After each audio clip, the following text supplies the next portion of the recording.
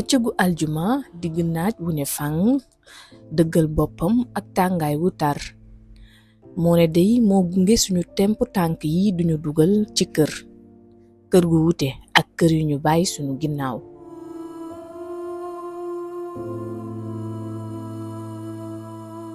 fanweeri simili toftalu ci fukki waxtu ak benn tekkaaral ku am solo garab yu yëngu picc yi naaw moo ñi xamal ni ñu ngi ci kër gu làmboog taarix këru noppalukaay ñu samp ko ci diggu xolu Ndakaar armeeru abattoir bu Soumbédioune wala bétuwaar nu ñu ko gën a xamee ci wolof.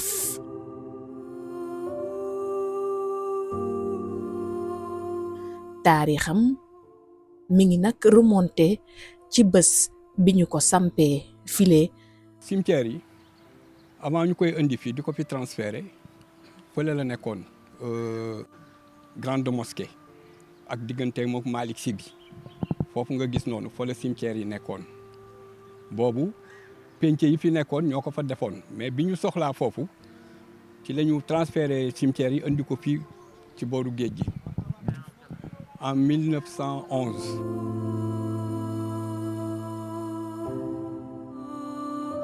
donc ba fa abattoir yi nekkee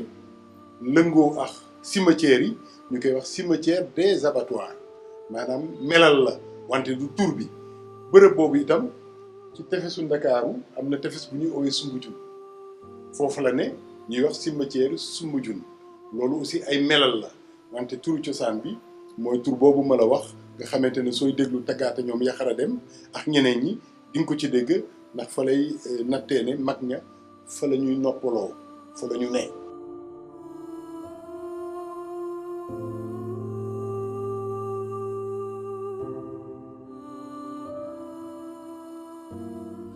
bokk ci nag ci yaatuwaay gi mu yaatu lii lay njëkk frappé boo fi dugg see 5000 mètres carrés ci lañu tënk tolluwaayam mu nekk nag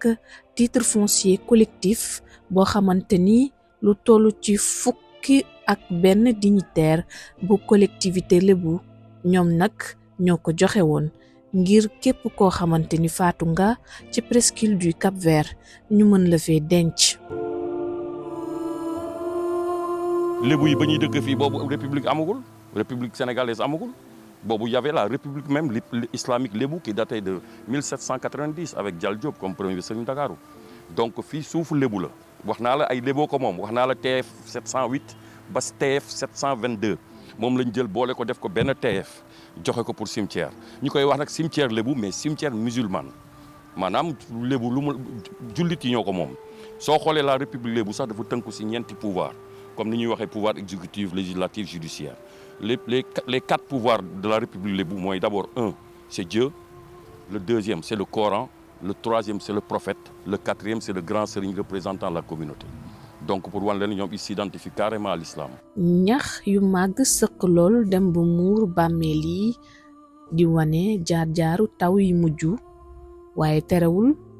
boo xoolee bu baax plaque yi dina la wan njabootu communauté lébu yi fi tëdd ñi nga xamante ni mënoo tudd Dakar te tuddoo seen taxawaay. am na suñuy dignitaire lébu yu fi tëdd yu bari yu mel ni Serigne Dakar yu ku mel ni El Hadj Ibrahima Diop grand Serigne de Dakar 1932-69 tu as les jaraaf alliés Codou Ndoye tu as le jaraaf Falla Paye maanaam tu as aussi des hommes politiques am na sax ñoo xam ne dañu nekk dans l'anonymat parce que seen mbokk yi dañu fi gëj wala yooyu am na ñoo xam ne tamit bëgguñu dañu bëggul wax rek mais ndey ji réew yi ngi fii maanaam xoolal démb rek 1912 ba presque 1974 imaginez c'était les seuls cimetières de Dakar vous imaginez forcément tout ce qui décédé fii lañ leen doon suul parce que il était pas boobu moment boobu dafay jafe nga jël néew di ko génn fii di ko yóbbu ki mayuloon koon daal. histoire politique bu Sénégal ci buntu cimetière bi nga koy tàmbalee jàng tabax bu kawe bi ñu taaralee ko peinture bu verte bi mooy wane xabru Lamine Gueye mi nga xamante ni nag moo doonoon maire bu Dakar waaye doon député ca parlement français sous-secrétaire d'État ca gouvernement français waaye itam nekkoon premier président bu assemblée nationale bu Sénégal 1960 ba 1968 fii lay noppaloo. histoire di fàttali ne El Hadji Abdou Aziz Sy moo sax jiite woon ba ñu koy jullee ca zawiya El Hadji Malick Sy bu Dakar Plateau. nga xamante ne bañ koy yóbbu di koy suuli mais c'était des milliers de personnes keroog le Baye Abdou Aziz def discours bu Sénégal yëpp di fàttaliku ba tey mu ne yëpp ngi toog chef religieux yëpp ngi toog autorité politique coutumière et religieuse du Sénégal ñëpp a wër xabru bi mu ne yéen ñi fi taxaw wax leen ma kan moo xam ci lan la suñu waa ji ne état si bëri na xaalis bi bëri na ndomba tànk yi bëri na tey lépp jeex na mu ngi tëdd dañ koy suul. Les gens ont pleuré parce qu'il a rappelé aux gens que fii àddina la dañ fiy jaar romb ñu ñëpp fii mooy suñu kër maa tax cimetière yi mën nañ ko wutal beneen tur yi nga wax mooy këru dëgg gi.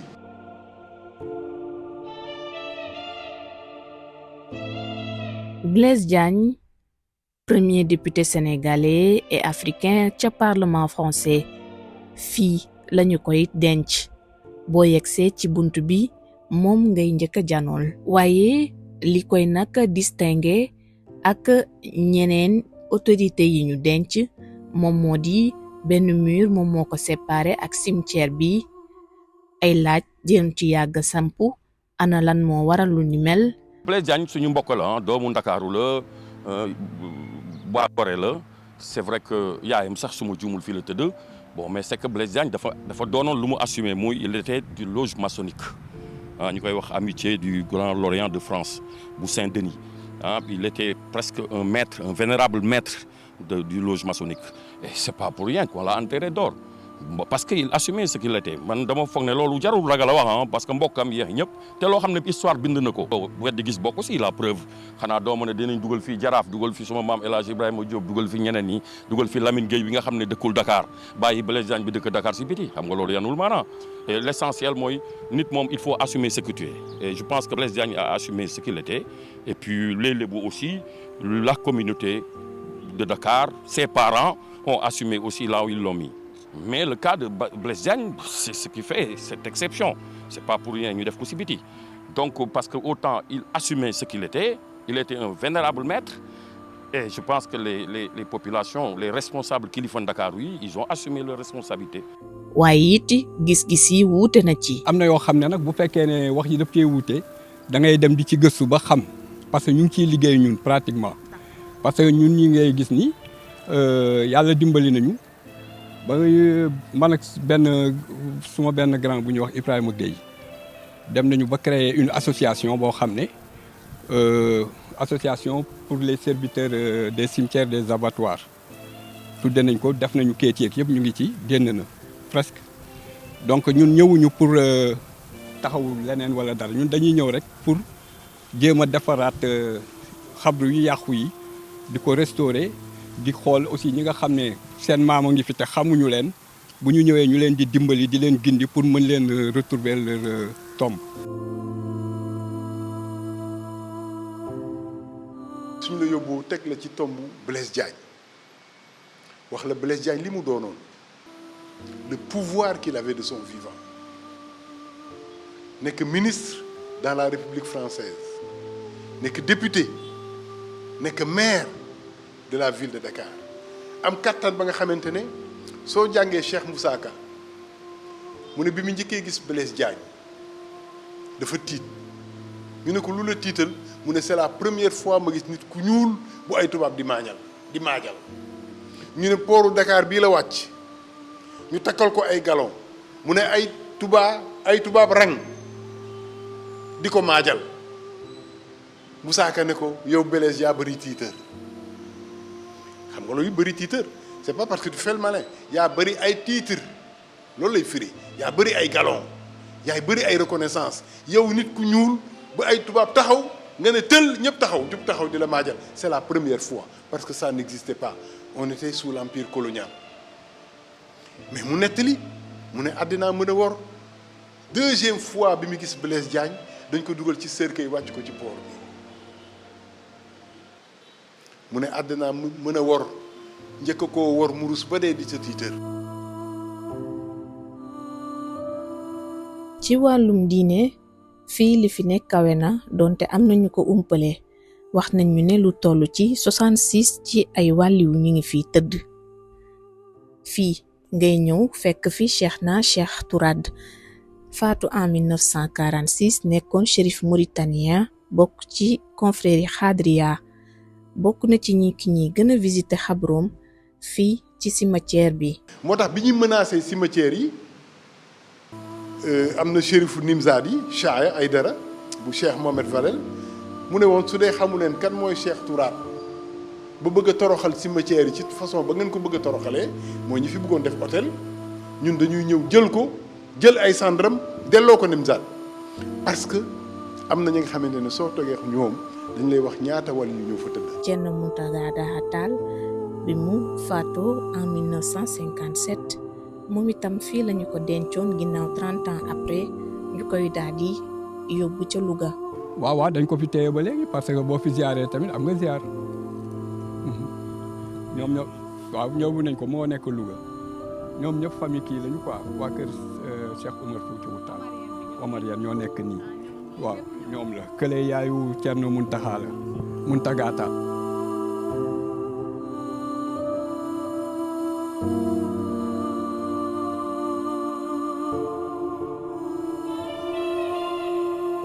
kii mu ngi tudd Cherif Sidi Tokotal Aydara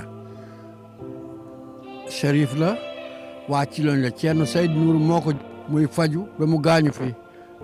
rakkam yi ñu koy yóbbu Fuuta mu Thierno Seydou ne fii lañ koy denc moo tax ñu denc ko fii kii moo ko tuuti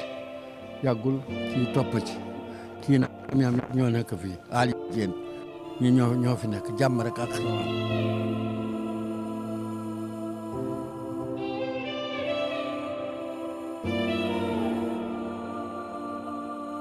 ku mel ni Seydina Cheikh Assane Salam bu njaareem wax na ni nag bëri na ci ay xabru yoo xamante ni ziyaar ko ngëneel la bokk na ci bu mel ni bu Ahmed Diagne Daïra moom ma nga faatu en 1969 nekkoon muxaddam bu mag ku ci mel ni Guñ Fall Guñ Ngénte fii nga koy fekk. dañ ko doon jiiñ ne wérul wante ay nit dañu feeñal ne kii nitu yàlla buy làqatu la soo demee ci génération booba ñëpp xam nañ ko parce que si ngénte yi la doon dem fépp fu am ngénte Ndakaaru yi dina fa teew. ak yeneeni ci borom xam-xam yu ñu fi denc fii ngay fekk rakk ci Serigne Touba ay doom ci maam Cheikh Ibrahima Fall ñu denc leen ci waaye ki nga xamante ni nag moo di Ibra Binta Gueye mi dalaloon Serigne Touba fii ci Ndakaaru fii itam lañu ko denc bokkoon nag ci haut dignitaire yu Lébu yi.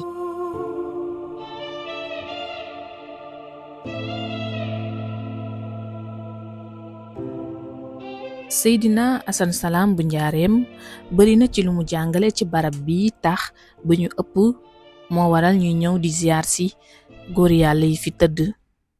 pàkk bi ngeen di gis moo ko nattaloon boppam wax ni nag ku fi dikk bërëngu ba noppi fëggu ni suuf si di waddee noonu la say bàkkaar di waddee.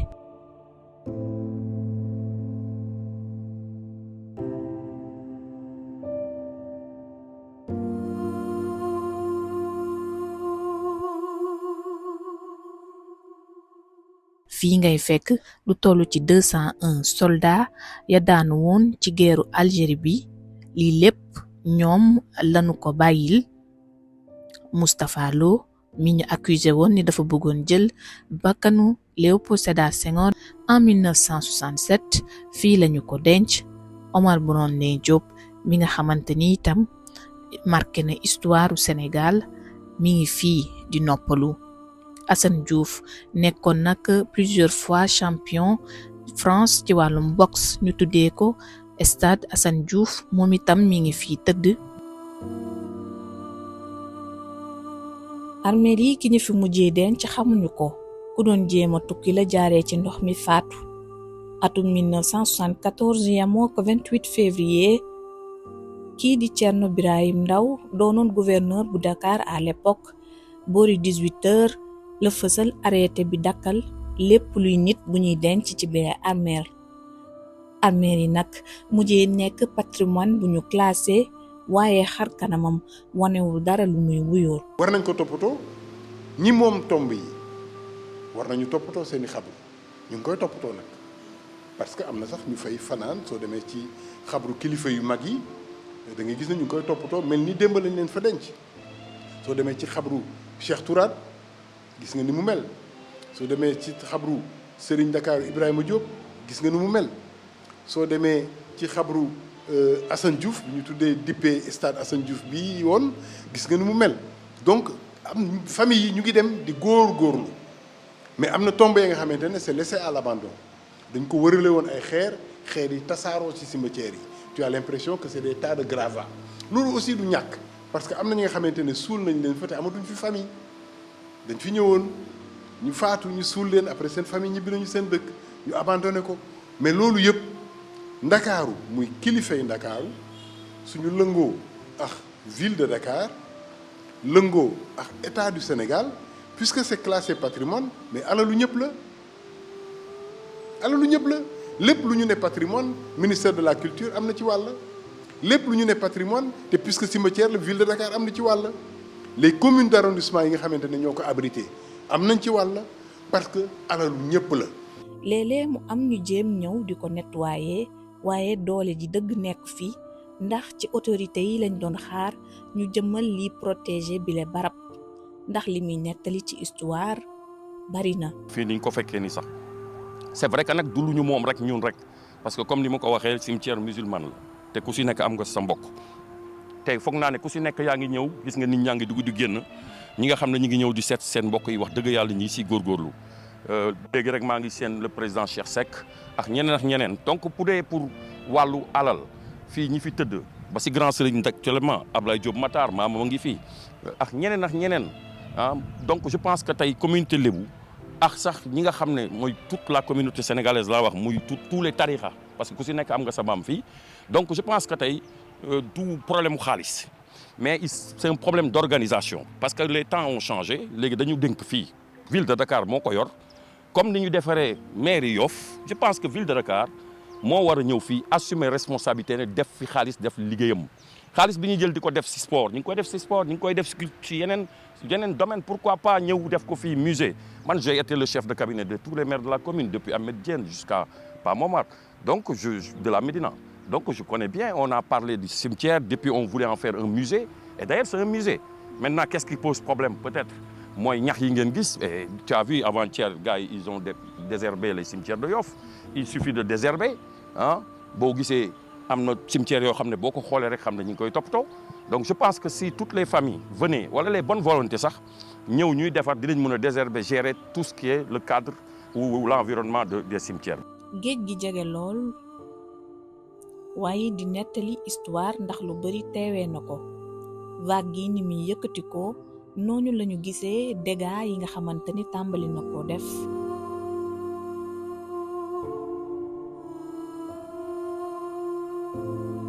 lu ëpp ci ay bàmmeel daanu nañu ci biir ndox mi ànd ak seeni boroom ya ca des réer nañu ndax yëngu-yëngu yi muy àndal. am na bërëb ma dem fa doxantu jour boobu j'étais très triste parce que dama gis benn tombe ba nga xamante ne moitié bi dem na moitié bi moo fa des et c'était très déplorable ça fait mal parce que nit ki li muy laajte moment bi muy dund mooy fan laay nelawee fan laay tëddi ëllëg reposoir la une tombe reposoir la. beneen affaire ba nga xamante ne moo koy menacé mooy ne xam nga cimetière soo ko bàyyee à l'abandon éclairé woo ko defoo entretien bi pour désherber ko defaraat garab yi entretenir tombe yi et cetera day dem ba dafay nekk refuge pour les va-nu-pieds sàcc boo dàq guddi mu dem laaxatu fa ku bëgg a def sa forfait fa ngay laaxatu bëgg du jot nga jéggi mur bi dem def li ngay def ñëwaat laaxatu fa. am na ñu fay nettali sax ni gis nañ fi ay scènes yi nga xamante ne wax ko rafetul parce que bërëbu laaxatukaayu woyu yi ak ñiy taxawaalu lay doon. lii di menacer nag armeel yu Soumbédioune tax ba ñu alerter autorités yi waaye tamit xool ana naka lañ mën a def ba indi ci ay saafara. du moins Mbao am na ay cimetières yoo xam ne bon mais toujours ils ont essayé de faire des travaux mais loolu c'est de lourds travaux kooku du caaxaan a koy def et je pense que loolu Hollandais yi c'est des spécialistes à la matière et gis nga tey ni ñuy def fii booru 3e millénaire gis nga ni ñu téye foofu mais je me demande c'est quoi le problème. Je pense qu'aujourd'hui, si on peut arrêter là-bas, on peut faire la même chose ici. Sinon, on risque de perdre même le palais,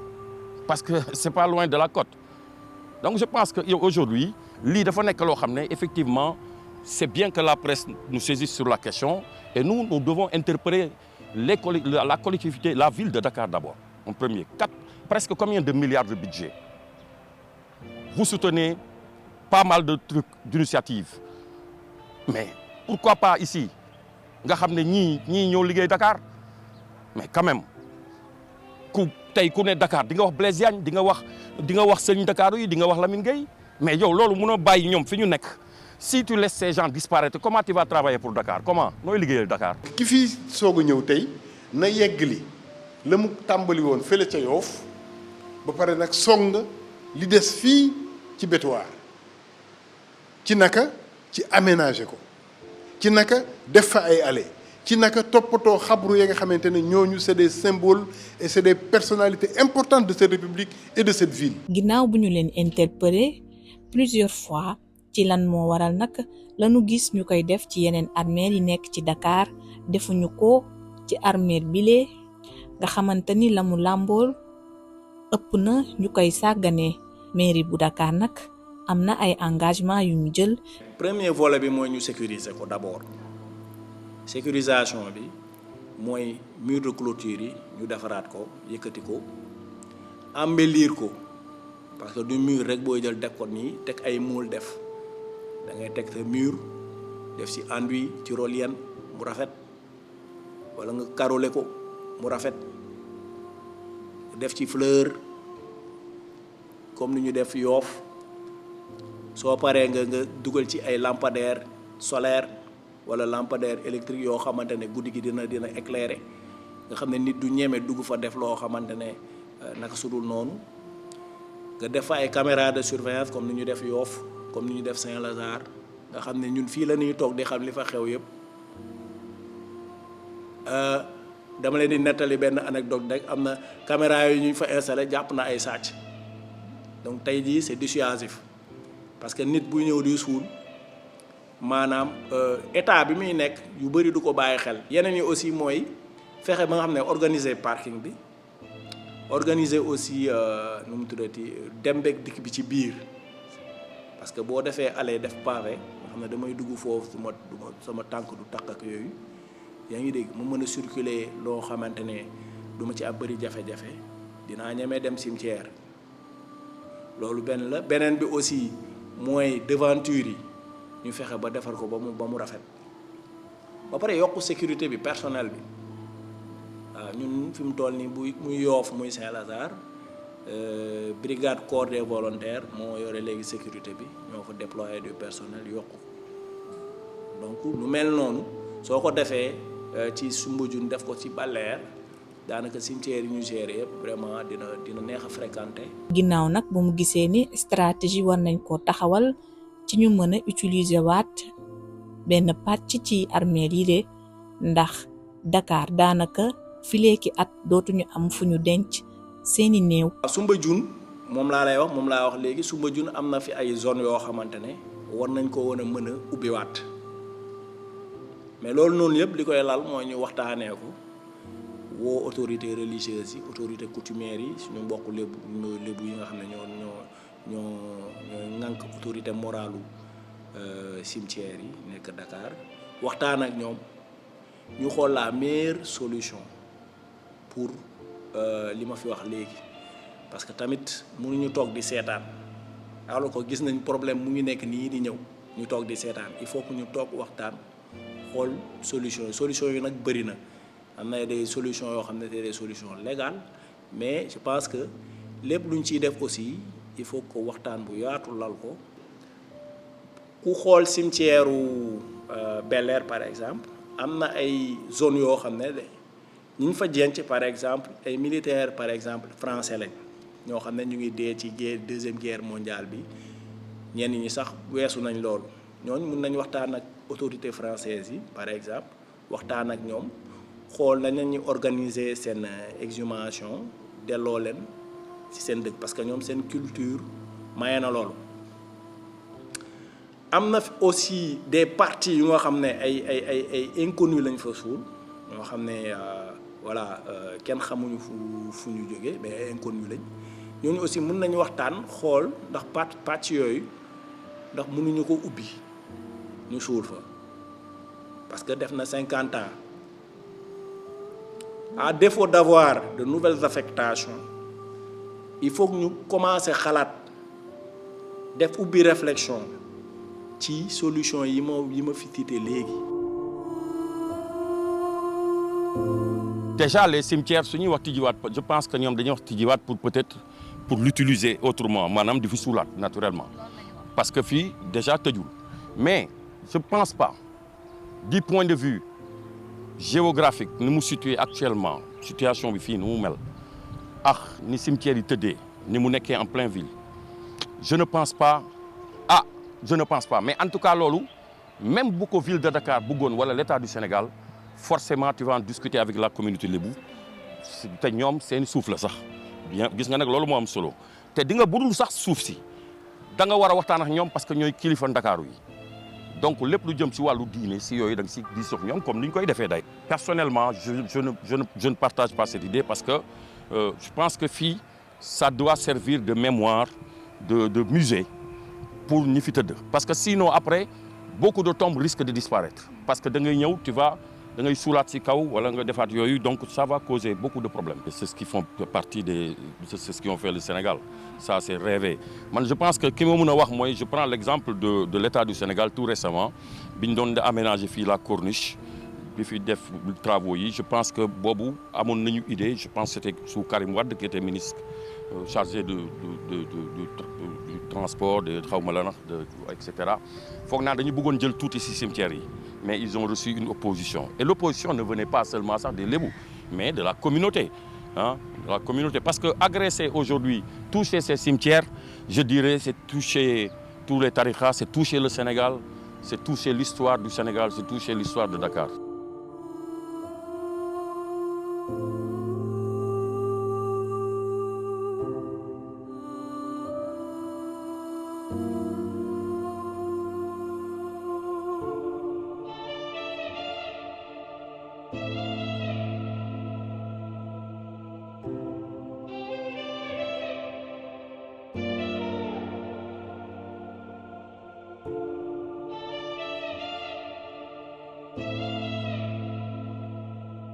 waaye li des ci réserve foncière yi nga xam ne moo nekk Yoff ak nu mu tuddati